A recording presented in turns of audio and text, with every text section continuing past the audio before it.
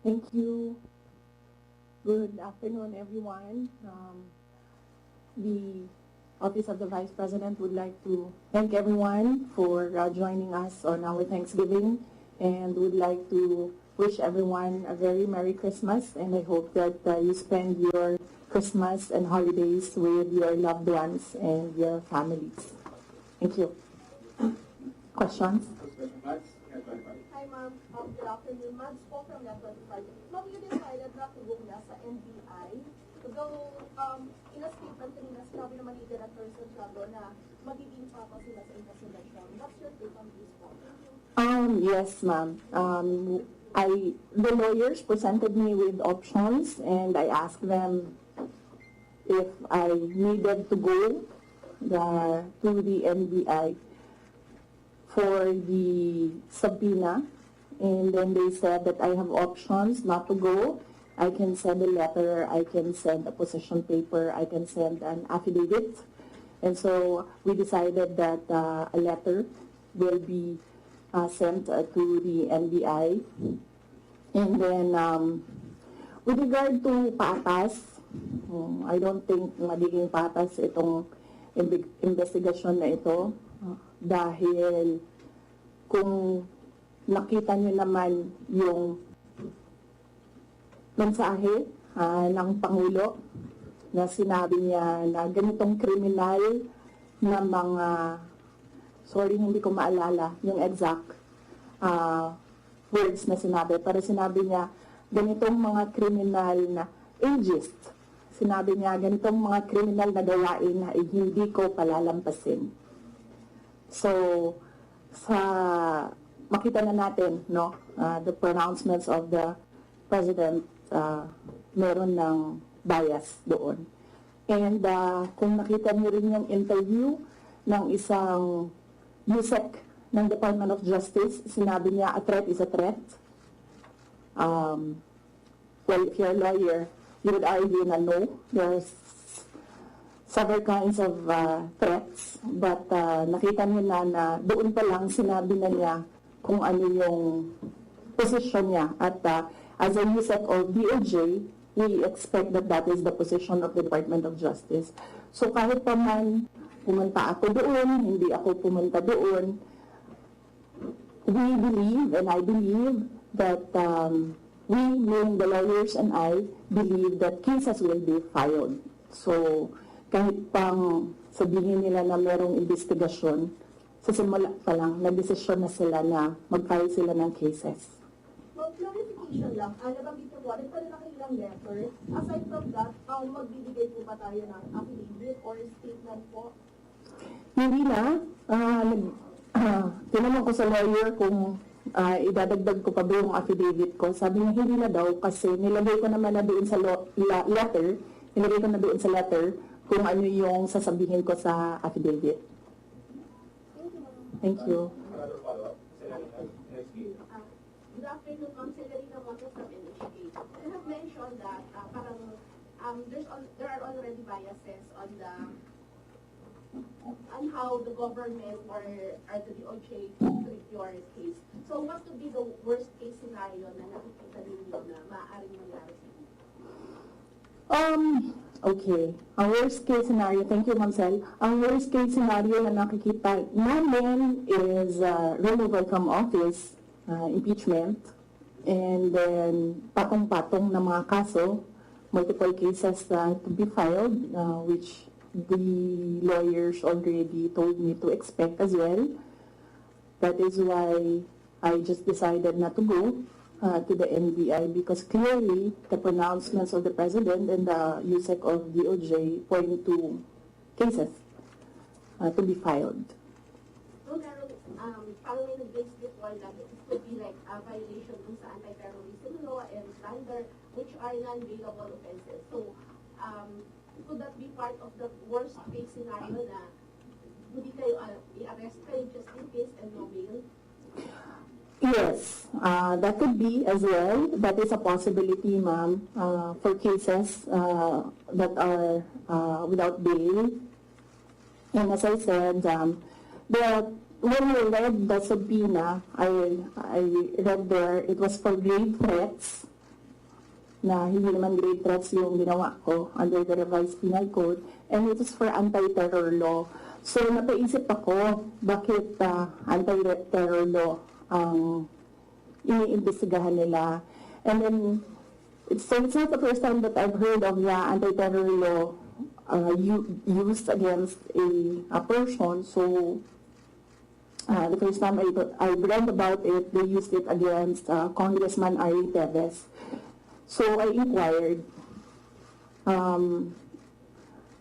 about what happened in Negros. So, I was told, there was a red notice, there was a unlock, freezing of assets, money, there was a warrant of arrest, yes. And very recently, I read again the law, and then I found there that there is a provision there, removal from office. So, on that point, it's still kumbaga an avenue, I think, that they're pursuing to remove me from office. Follow-up question is Luana. Good afternoon, ma'am. Yes, ma'am. You mentioned that there is a possibility of them coming to arrest you. Have your lawyers briefed you on what to expect in case they do come? And will you allow yourself to be arrested, or will you, because there have been others who have fled, will you want to face people, face the law enforcers who will arrest you, or will you also try to, not get arrested? No, I do not plan to leave the country, or I do not plan to hide if there will be a warrant of arrest. Mainly because my children are here. So if I am detained, I want to be able to still see my children. So I have no plans of doing that. I have no plans of leaving the country to hide. One last follow-up for this matter. Please, Adult. Ma'am, Congressman Marcoleta offers himself as your lawyer in case tutuloy yung impeachment case against you. Will you accept the offer? No, I think, well, first off, I'd like to thank Congressman Rodante Marcoleta for his offer to be my lawyer in the impeachment case. I appreciate it because he's a very good lawyer. He's a brilliant lawyer. In fact, he pointed out to me points during the committee hearing that as a lawyer, I was not able to see. So that shows his astuteness in the law.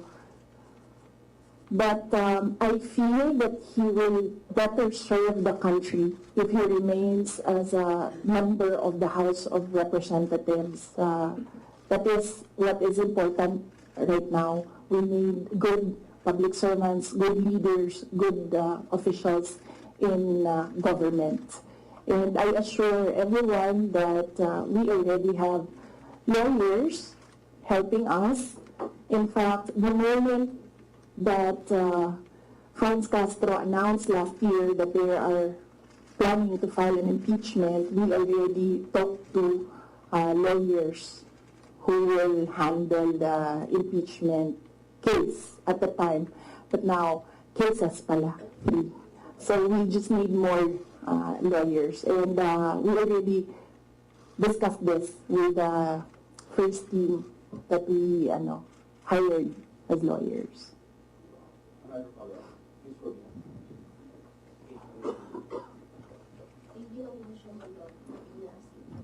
Yes, ma'am.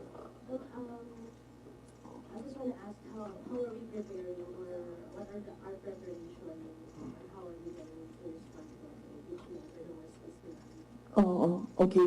Yes, ma'am.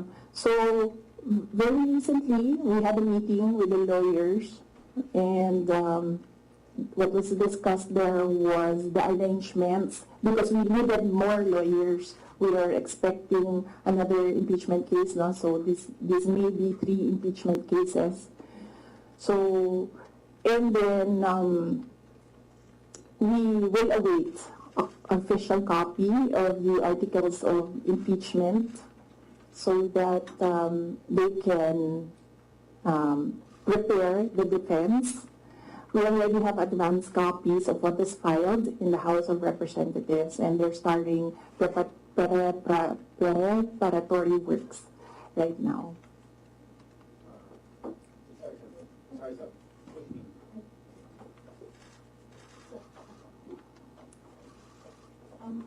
Most of your allies and former allies have changed positions or changed their sides. How do you feel right now? And if, for example, the impeachment comes through, are you confident with the numbers both in Congress and the Senate? No, we're not confident with numbers, ma'am, because impeachment is a legal process and a political activity. So we are confident with the legal aspect of the impeachment because all the lawyers that I asked to review the initial draft of the impeachment complaint really said that this is not, well, they would say it's not an impeachable offense and this is not an actionable offense, things like that, lawyer talk. But with regard to politics, that is a different matter altogether. So we do not know what will happen with that. Well, that's politics. They always say that there are no permanent friends and enemies in politics. So it really depends on the person, no, on the politician, what path he will choose. Hi, ma'am. Related to the worst case scenario. Yes. The House of Government said that they are eyeing the possibility of filing plunder, technical malversation, and falsification charges, among others, against you and several other officials of the OVP and formerly the DepEd in relation to the alleged misuse of the confidential funds. Have you discussed this already with your legal team, with any of the lawyers, and what can you say that it's a very heavy case blunder? Yes. Yes, oo. We have an inventory of possible cases to be filed because right now it's only the 2 impeachment cases that are filed with the House of Representatives. All the other cases, we have a list, we have an inventory, and we have lawyers assigned for each case. Usually cases that are similar, we assign it to one lawyer. And then other cases, we assigned it to other lawyers so that we ensure that all the cases have lawyers focused on each case.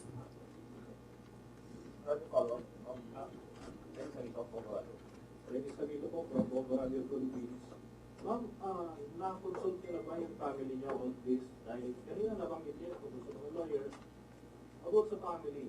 Si PRRD, nakausap na po ba ninyo? And ano yung tayo po sa ito? Hindi pa kami nagkausap ni dating Pangulong Rodrigo Duterte. I expect na magkikita kami as usual sa December 24 sa bahay ng mother ko. Likely baka doon namin mapag-usapan yan kung man mapag-usapan namin dahil madalas kasi kapag nagkasama-sama yung pamilya, lalo na pag nandiyan yung mga apo, ay yung mga apo yung pinag-uusapan ng pamilya. Nagsabi si Pangulong Duterte na magpapadala siya ng pera para sa pambayad daw ng mga abogado kasi alam niya na napakaraming mga abogado ngayon ang kinuha para sa iba't ibang mga kaso. Pero nagsabi na rin ako through my brother, kasi yung kuya ko yung sinabihan niya, nagsabi ako na huwag na lang siya magpadala ng pera dahil nakapaghanda naman na kami para sa impeachment case. Kasi yung sinabi niya impeachment case, sir. So sabi ko, nakapaghanda kami sa impeachment case. Kasi nga, last year, nag-announce na si Franz Castro ng impeachment. So the moment na sinabi yon, and the moment na nakita namin na tuloy-tuloy yung attacks against me, ay naghanda na rin kami para sa mga abogado. I'm Sara Duterte from Straits Times, Singapore. Ma'am, you've already mentioned that your lawyers are prepared to answer the impeachment cases, but the opposition groups who filed the complaints against you are accusing you of being evasive in your answers in the alleged corruption and misuse of millions of confidential funds. Ma'am, baka you can offer an explanation also to taxpayers how kung above board po pa talaga yung paggamit nitong mga confidential funds para matapos na rin, ma'am, yung question once and for all. Yes, ma'am. I'm not being evasive. If you are referring to the budget hearing and the hearings in the House of Representatives, I'm not being evasive. I am not answering the questions because they have no authority to ask confidential questions. I am answering questions about the use of the money in the Commission on Audit, and there is no, you ask the Commission on Audit if there was anything at all that they can say or see that we are not cooperative with the audit.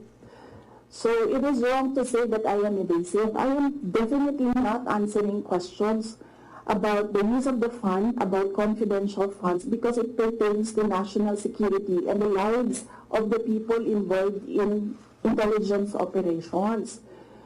And yes, as I said, we have fully cooperated with the audit process of the Commission on Audit, who has the sole jurisdiction to ask questions about the use of confidential funds. In fact, 2 quarters of the Department of Education are already cleared by the Commission on Audit, but it is still being questioned inside the committee in the House of Representatives. So that is the reason why I am not answering questions from the House of Representatives. Plus the fact that, as I said, it is an attack. It is a political attack. If you are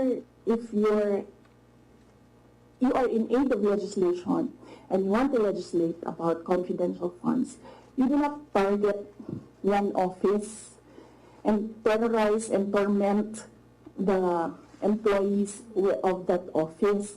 What you do is you do a sampling, a random sampling of the offices who have confidential funds. Why not call the office of the president, who has billions and billions of confidential funds, if you want to legislate about confidential funds? So that shows that they're singling out the office of the vice president, and I really feel that it's very disrespectful to the office of the vice president. That is also why when they ask that I respect their process, respect begets respect. So if they want respect, they should first respect the office of the vice president. That is what I was saying, that they don't like me, they don't like my person, they don't like Inday Sara Duterte, but they have to respect the office of the vice president. So if they want to investigate confidential funds, they don't single out one office. I understand, ma'am. VP, just a follow-up. Was it yesterday or the other day, the House also alleges that over 400 names na nag-cite on acknowledgement receipts, again, on the issue of the confidential funds, wala daw pong records at the DSA. Ma'am, you could offer an explanation because we know that this is a legal proceeding, pero pinag-uusapan po siya ngayon, ma'am, sa bahay ng bawat Pilipino. Kaya explanation is this is above board, or bakit wala silang birth certificate, ma'am? No, I will not explain.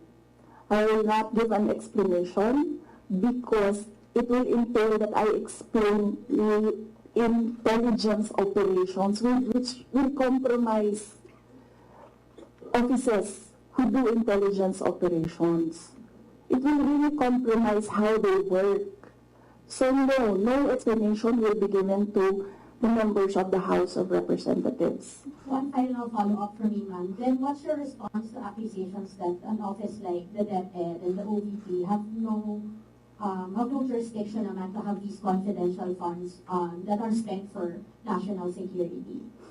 Well, the confidential funds was the first transfer of confidential funds was from the office, from the contingent funds to the office of the Vice President, and this was approved by the office of the President.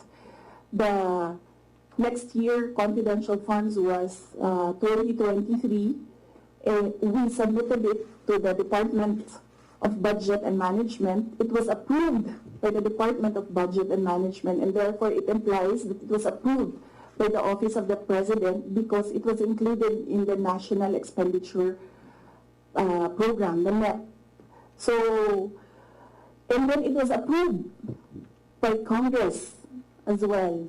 The only reason why we did not use the confidential funds in the fourth quarter for both offices because I was already flagged by a friend inside the House of Representatives that they will attack you using confidential funds. So yes, it was duly approved by the Office of the President and both houses of Congress as well as because it was included in the General Appropriations Act. So it was not, we presented it, we defended it, they approved it, we used it, and then the question on utilization is under the Commission on Audit. That is how the system works. They cannot use or they cannot twist the system according to their personal interests. Really, all these circumstances and events happening surrounding the office of the Vice President is a race to the presidential election in 2028. Unfortunately, they are attacking the office as well. So, dyan ako medyo, and the personnel of the office of the Vice President. So, dyan ako medyo pumapalag. Wala namang problema kung atakihin ninyo ako kasi politiko naman talaga ako. Pero may problema ako pag inatake yung opisina at yung mga kasamahan ko dito sa opisina ng Pangalawang Pangulo na nagtatrabaho lang. Good afternoon, Madam. Good afternoon, Madam Vice President. I'm just going to pick up on Nara's line of questioning. You said, and I understand your explanation about these confidential funds having been approved by several layers in the government. But maybe, just to go back to the basics, if you can explain to ordinary Filipinos why the Office of the Vice President needs confidential and intelligence funds. Okay. Yes. For the Office of the Vice President, it's not the first time that the office was granted confidential funds. During the time of Vice President Binay, the office was already given confidential funds. The confidential funds we use in relation to our work and national security. All the projects and the programs of the Office of the Vice President target poverty alleviation. There is a direct correlation between poverty and national security. So what we do is we want to target the areas where we put our projects so that we achieve peace and order, security. So we don't want to we don't want our projects put in areas where it is not needed for poverty alleviation. So we want to prioritize the areas. And the only way to do that is to use confidential funds to purchase information. So where are the target areas? We need that. so that our projects will serve these areas. So that's why we needed the confidential funds. In the Department of Education, there is a correlation as well of the education and national security. In fact, that is one of there is a correlation as well of education and national security. There are so many threats to education, not just insurgency, and threats to Department of Education personnel and students as well. And we wanted to target projects of the Department of Education as well in the most vulnerable areas and schools. That is why we needed confidential funds. It's all about national security. And the position of the Office of the Vice President and the Department of Education is that the national security is a holistic concept. It's not just one, like territorial defense, sovereignty. No, national security is about food security. It's about quality of education.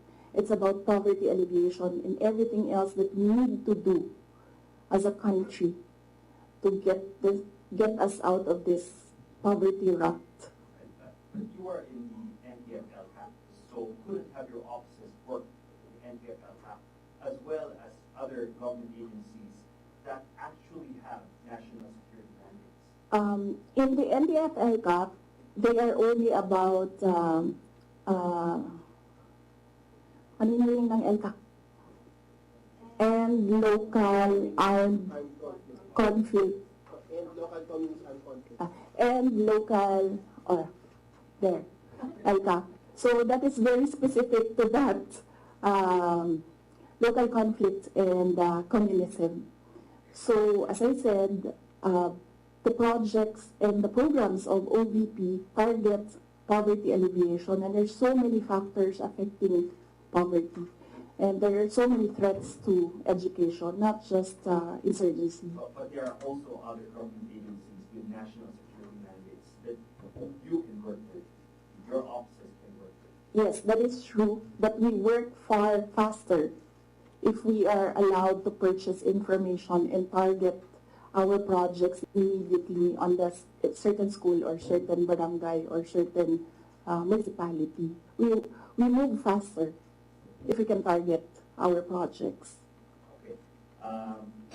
Going back to the confidential funds, that was also confidential funds, but the names are being verified by the Philippine Statistics Authority. I know you said that you can't explain because they're confidential in nature, but maybe just a yes or no, because other names have cropped up, aside from Mary Grace Diablos. We have Chippy McDonald, Fernando Tempora, Carlos Oishi, Raymond Nova. These were mentioned in a column at the in the Philippine Star, and Joel Chua, Congressman Joel Chua was quoted. Are yes or no, are these code names? Nakalimutan ko yung sagot ko. Sandali. I cannot explain confidential funds because it will entail explaining intelligence operations. And there is a law that prohibits officials who gather information because of their office to divulge it in public. So it's the Anti-Graft and Corrupt Practices Act. There is a specific provision of law. You cannot divulge confidential information that you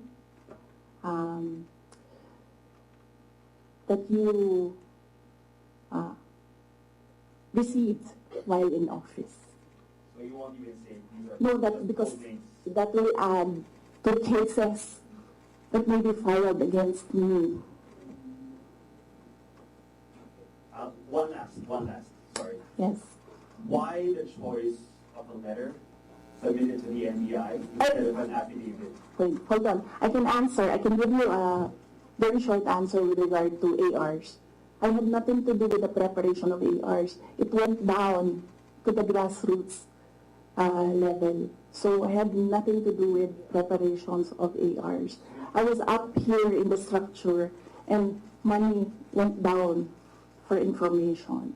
So you have no knowledge why all these names were used in the acknowledgement receipts? In the first place, we do not even know if these are ARs which came from DepEd or OVP to COA, because there's a chain of evidence supposedly.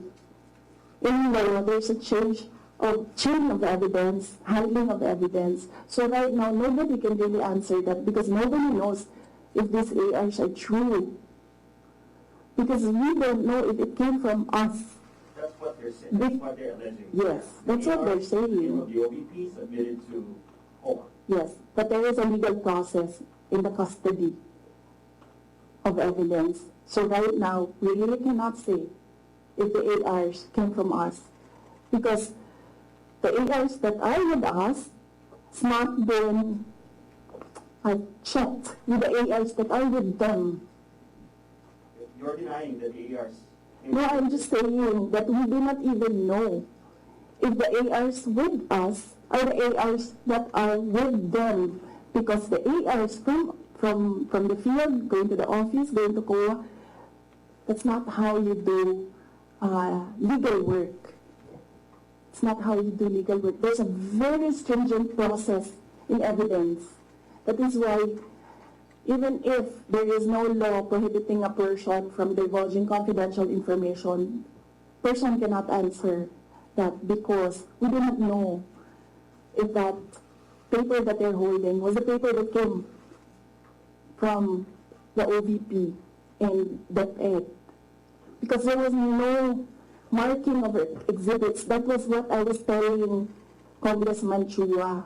You cannot ask the OVP personnel to say yes or no to an exhibit that is not marked as real and true, as correct, and as a faithful reproduction of the evidence of the office. So would your offices then be willing to certify?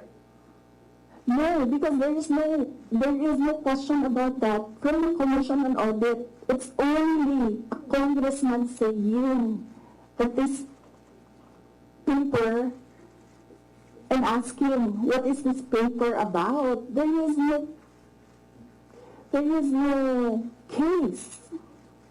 And that is to ask that about the paper is the sole jurisdiction of the Commission on Audit. So then if the Commission on Audit asks... That is what I was saying. We have been fully cooperative with the Commission on Audit. Everything that they asked for, we submitted. That is why there was a partial disallowance only. And even then, we are not yet finished with the process because we can still submit documents that are required by the Commission on Audit. That is the problem right now, as I said. They are doing work that they are not that is not under the mandate of the House of Representatives. They cannot audit. They cannot question at all. They cannot make me answer and say that we represent the taxpayers and you have to answer. No, I will only answer to the Commission on Audit because that is the body who can ask us questions about the fund use. Next question. Back to me to AWM. Captain, ma'am, on the issue of your budget not being reinstated or restored, your reaction first on the decision of the bicameral conference committee? Well, we do not expect anything about the budget of the Office of the Vice President anymore. As I said,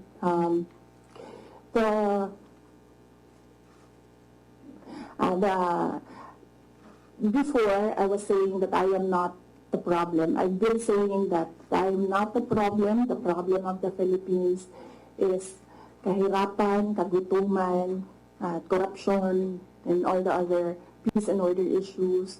But it is clear right now that they consider me as the problem already. So I will not help them solve the problem.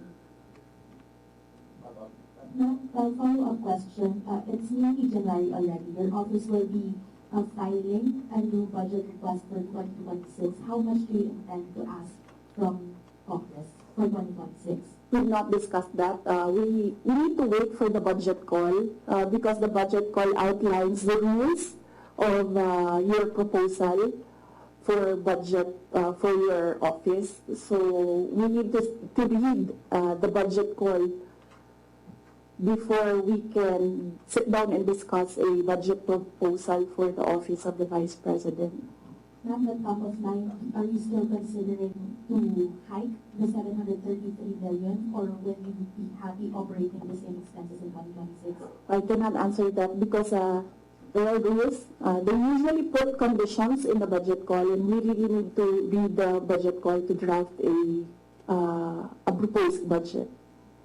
Ask the question. Just to follow up on the budget, in the previous interviews, you said that you cannot give a definite answer on what will happen with regards to your satellite offices, given that the budget was not final at that time. But given that the Balita already decided not to reinstate your original proposal of 2 billion, what will happen to your satellite offices? There are around, I think, 10 satellite offices across the country. Yes. We have to see if we can continue with the projects that they are implementing.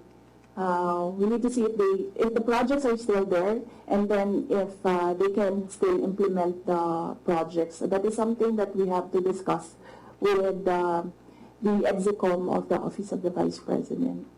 Nandun po ba yung possibility of shutdown? And then ano po yung nasabihan na po ba yung mga affected personnel just in case na mag-shutdown na itong mga satellite offices? Galing sa central office ng Office of the Vice President, wala kaming sinabi sa kanila. Pero since nababasa naman nila sa media yung nangyayari sa budget, I am sure that they are preparing themselves as well.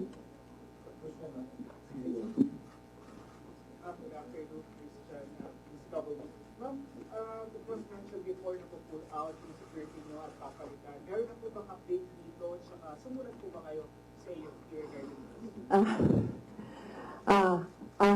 Yes, wala pang update doon sa pull-out and replacement. Nag-aantay kami sa Armed Forces of the Philippines kung kailan nila gagawin yon. Yes, nagpadala ako ng letter sa Chief of Staff ng Armed Forces of the Philippines. Meron lang akong mga nilatag doon na mga requests. Pinakauna doon is hindi na kami tatanggap, hindi na ako tatanggap ng replacements. So kung magtanggal sila, hindi na nila i-replace. Iwan na lang nila kung ano yung maiwan. And kung wala mang maiwan dahil tatanggalin nila lahat, I already said that I will seek security arrangements outside of the Armed Forces of the Philippines already. Mag-outsource naman kayo. I mean, kasi normally naman, di ba, pag Vice President, may naka-designate dyan from the AFP, from the PFP.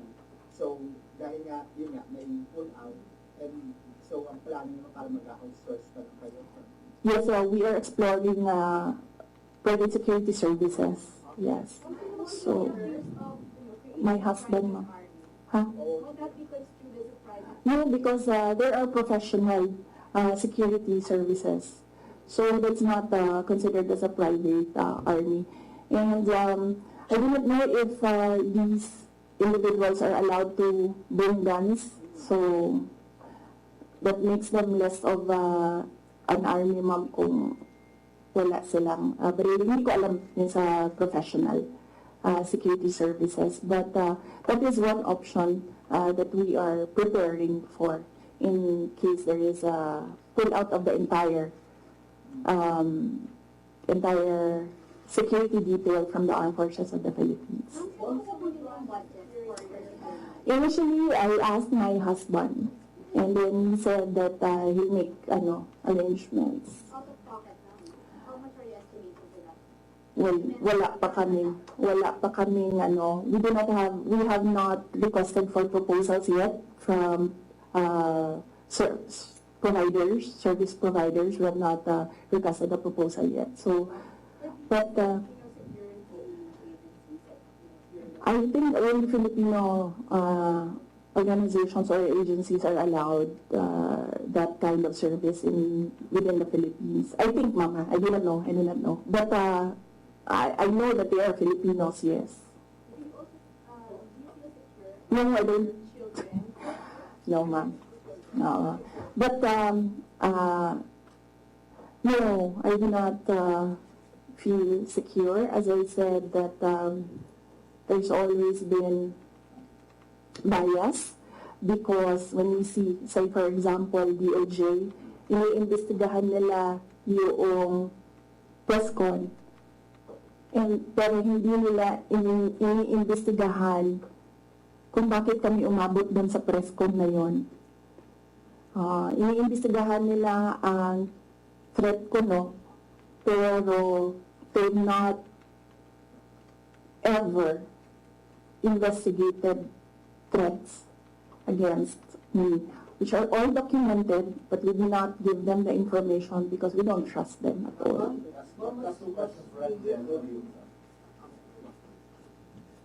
Ma'am, kasi sabi po nila mga congressman po, ma'am, kasi parang contrived lang daw yung threat ninyo. Parang it's just an imaginary threat. Like for example, si Asidre nagsabi na imaginary daw yung threat ninyo, unlike doon sa sinasabi na threat daw, yung threat to the First Family and Speaker. What's your take on this po? Kasi parang dinidismiss po ng mga congressman na kayo po ay nagkaroon ng threat sa inyong buhay. Parang sinasabi nila, hindi naman, parang imaginary lang yung threat ni Vice President as opposed to sa sinabi niya doon sa press conference. What's your take on this? Yes, we have documents, sir. We have screen caps, we have photos, we have police blotters, we have everything on file. But I never talked about it before because I felt na it was part of my job as Vice President. You get that? Aba? So, and it does not affect my work. So, all the more that it was inconsequential for me at the time. But right now, seeing that they are picking out words that I said and making a case out of it and saying that these are threats. So I think they should start with, where is this coming from? That is the question that they should ask themselves. But I don't think they'll ever ask that of themselves. So we'll just move on to the cases and the impeachment and whatever will come in the new year. Do you regret saying or making such threat to the President and the First Lady and the Speaker? No, ma'am. Buti na yung alam nila, ma'am, na pag namatay ako, hindi talaga ako, I will not die in vain.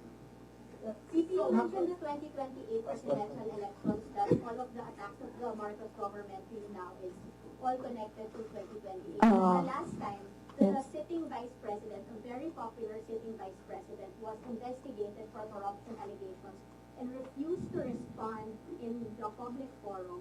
Natalo po siya sa elections, and I'm referring to former Vice President Jesse Martinez. Ma'am, are you concerned that your enemies will be able to turn public opinion against you and it will hurt any potential plans of you running for president? You're leading surveys as well now. I've not seen the recent surveys, but yes, that is what they are trying to do, turn public opinion. That is the strategy.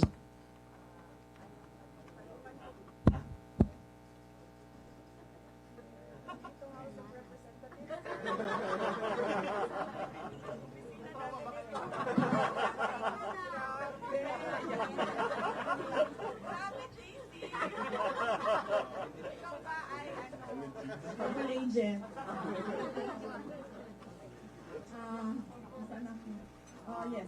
Yes. But I am not.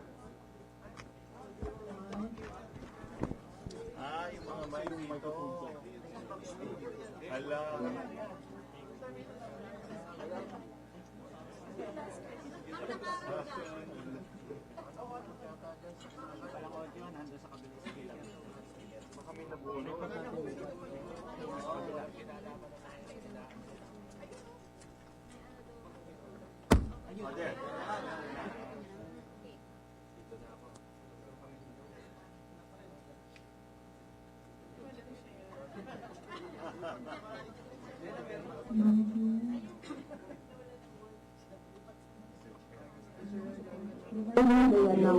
Ayan na. Yes, yes. But yes. So, yes, that is what they are trying to do, turn public opinion. That is a common strategy in politics. Black propaganda and everything. Will it hurt my chances? I'm not yet a candidate. So, right now, I am just the Vice President of the Republic of the Philippines and working for the country. So I am not yet a candidate, so I do not know if this will affect me. Maybe my decision in 2026 will consider what is happening right now, but I cannot really say with finality what will be the considerations for me to decide to run for president. As I said, just give me the last quarter of 2026. I think that is the best time for any presidential candidate to decide to run. Ma'am, pero isip po ma'am, kasi ito, lumalabas yung keyword ngayon, binibinay. Para kayo ginagawang binay yung task for former President Benjamin. You think po ma'am, binibinay kayo ngayon kasi malakas kayo ngayon this survey and possibly tinutukod nila kayo para mawala yung political clout ninyo sa 2028? Yes, oo. Yan naman ang sinasabi ko eh. It's all, these are all political attacks. From the attack from the left on the confidential funds, the meeting with the Speaker of the House of Representatives, and the attack on the budget, and the other attacks that you see in social media. So these are all directed to remove me from the race, yes, and then of course remove me from office. Ay, that needs a sit down. Ay, naku. Ay, talaga. Sasabihin ko sa'yo, yun ang paano ko nalaman na gusto ni na plano or gusto ni Martin Romualdez na mag-president. Ay, naku. Halaga. Sasabihin ko sa'yo. And this is personal knowledge. Kasi narinig ko talaga. I was there. So, kaya alam ko sa simula pa lang, narinig ko yun, okay. Wala lang din sa akin yon. Kasi lahat naman pwedeng tumakbong presidente eh. Diba? Ang hindi ko lang in-expect yung gagamitin mo yung buong gobyerno para sirain yung isang tao. Yan din. Kailangan magdesisyon ng taong bayan. Gusto niyo ba ng Vice President Martin Romualdez? Yan ang tanong. Kasi, yan naman kasi talaga yung plano niya. So, kailangan mag-decide ng taong bayan if you want somebody sitting there na hindi ninyo binoto. Are you determined to stay as Vice President? Sir, ma'am, are you determined to stay as Vice President? No, I'm at peace. I'm at peace with whatever happens to me. I've already accepted that whatever happens to me, that will be God's purpose for my life. So I am at peace staying and finishing my term because that is my contract with the Filipino people, and I am at peace going if I will be removed from office. Okay, thank you. Taken out of context, nung sabihin niyo yung regarding sa threat kay President and First Lady and the Speaker. Hindi ma'am, ang tinake out nila of context is tinanggal nila yung kung yon at iniwan lang nila yung gusto nilang gamitin. yun yung sinasabi ko na taken out of context. Dapat when you appreciate the message, you should take all the words together and not just take out the things that you want to use against the person. Babalik ako ng mabilis lang. Yes, sir. Security ba? Mm-mm. Kapag nag-hire ka ng mga private individuals, first time na mangyayari, yes, may ganito klaseng setup. Ba't ka umabot sa ganito at saka kung matuloy yun, that would give an impression mas makakatiwala sa mga private individuals. Kesa doon sa mga people in the armed services. Yes, sir. Kasi sila din naman yung gumawa yun, sir. Ang sinasabi ko lang naman sa kanila is, kasi sinasabi nila palitan, sir. Mahirap kasi, security is fundamentally a trust and confidence position. So it's difficult to entrust your life to somebody you really do not know, and that's, you just put there by somebody who you do not trust as well. So that's it's a very difficult position, and it's a very difficult position, and I actually pointed it out to the Chief of Staff of the Armed Forces of the Philippines. I told them that there is a line of succession. You're supposed to protect your number 2, your 1 and 2, because that is your reserve. Because one day, if you do not protect your 2, one day you have no 1. If you don't have a 2 and you don't have a 1, you don't have any 1. Diba? That is in the Constitution, and they are supposed to protect that line. Babalik na naman tayo. 443 last year. Out of the 865 that employees ng Audit.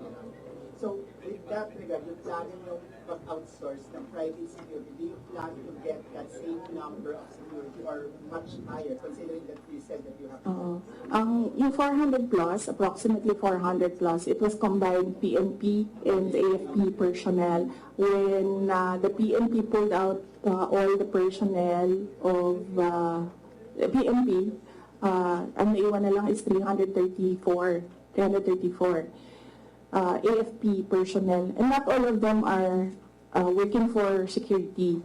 Some of them are working for admin, some of them are working for budget, some of them are working for supplies. So there's a lot of, there are several offices inside that unit that don't work for securing the person. They work for operations of the entire unit. So, iilan lang dyan, sir, ang nasa security talaga. Yung like close-in security. Ma'am, yung hindi mo tinatras na appointing person, is it BDM or the chief of... Ay, silang lahat, ma'am. I don't trust anyone right now except myself.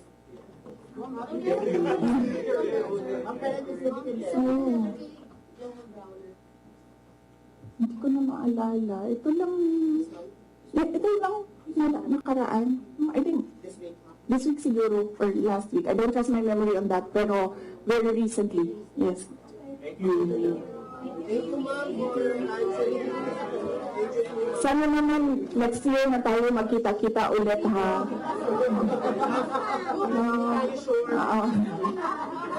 Sana naman sa January na, please. Ha? Yes, oo. Opo. But I'll be back January. Thank you, ma'am. Merry Christmas po, ma'am.